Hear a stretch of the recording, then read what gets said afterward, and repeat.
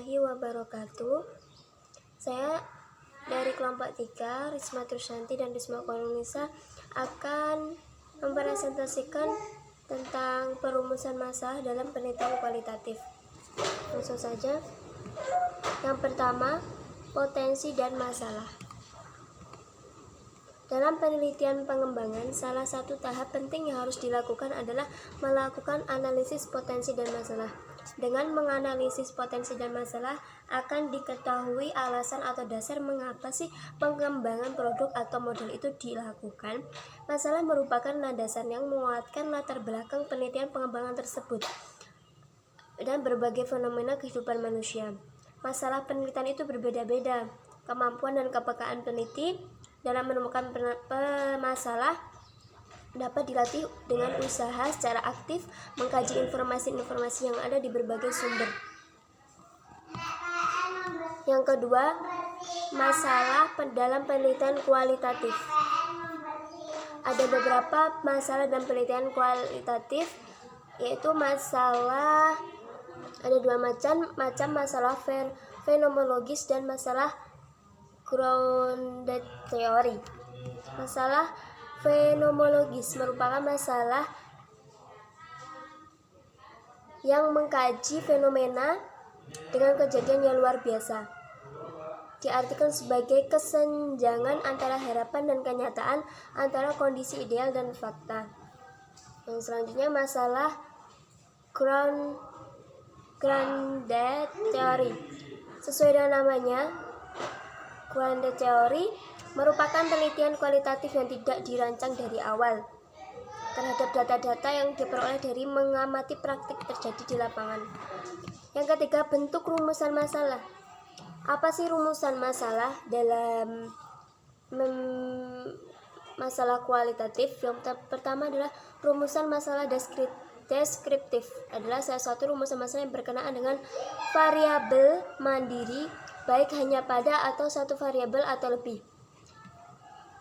Contohnya, bagaimana peningkatan hasil ujian akhir nasional sekolah dasar di Indonesia.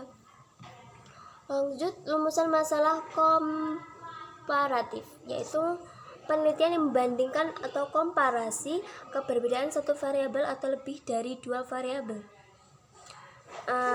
dengan mengambil lebih dari satu sampel.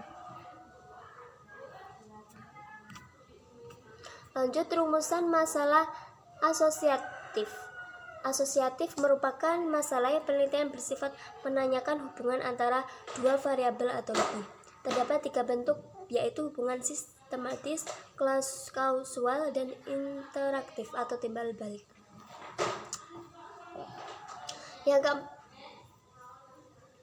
Hubungan interaktif merupakan hubungan yang saling mempengaruhi. Contohnya, penelitian hubungan interaktif adalah adakah pengaruh antara layanan diberikan satu perusahaan dengan tingkat kepuasan pelanggan. Ada lagi yaitu contoh yang lain, interaktif itu saling mempengaruhi. Apakah produk dalam pemasaran tersebut mempengaruhi harga dan kualitas produk yang lain, seperti itu contohnya. Dan selanjutnya akan dilanjutkan oleh Mbak Risma Kolunisa. Monggo Mbak Risma Kolunisa. Baik, sebelumnya Assalamualaikum warahmatullahi wabarakatuh. Di sini saya Risma Kolunisa akan melanjutkan presentasi dari teman saya. Yang selanjutnya yaitu rumusan masalah komparatif. Rumusan masalah komparatif adalah rumusan masalah penelitian yang membandingkan keberadaan satu variabel atau lebih pada 2 atau lebih sampel yang berbeda. Nah, perbedaan tersebut bisa dinilai dari metode, perlakuan lain, ataupun pada waktu yang berbeda. Berikut untuk contohnya.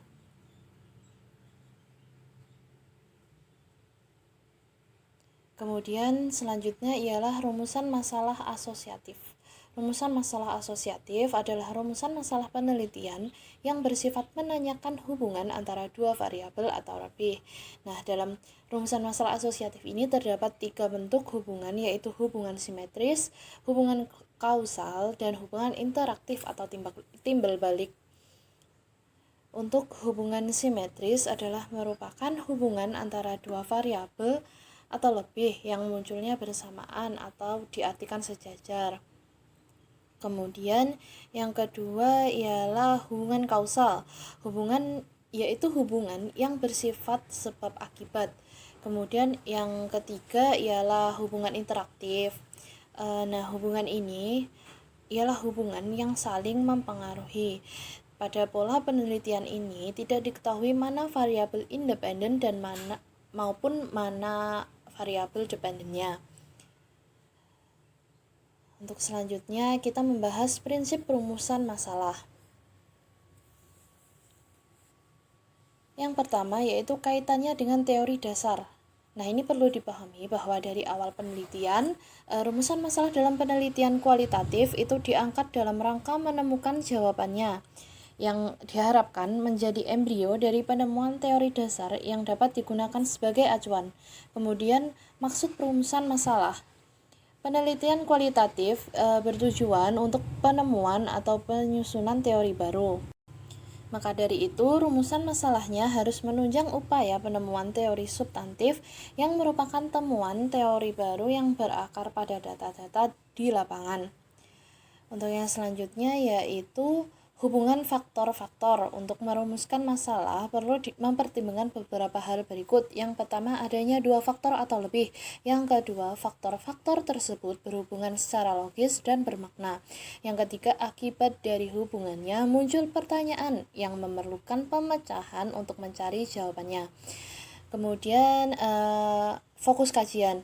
Nah, penelitian kualitatif tidak dimulai dari sesuatu yang kosong. Oleh sebab itu, penelitian perlu dimulai dengan fokus, yaitu masalah yang bersumber pada pengalaman peneliti atau melalui pengetahuan yang diperoleh dari kepustakaan dan sebagainya. Untuk yang selanjutnya yaitu latar belakang masalah.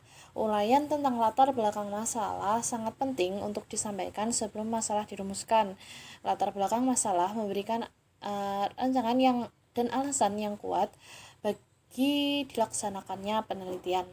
Kemudian hasil kajian kepustakaan. Pada umumnya hasil kajian kepustakaan itu dapat mengarahkan peneliti dalam menentukan masalah dan membentuk kategori substantif berdasarkan data yang ditemukan. Nah, yang terakhir kita membahas mengenai langkah-langkah perumusan masalah. Nah, berikut ada 4 langkah. Yang pertama yaitu tentukan fokus penelitian dahulu. Kemudian yang kedua, cari beberapa faktor yang berkaitan dengan fokus tersebut. Nah, hal ini dinamakan dengan subfokus.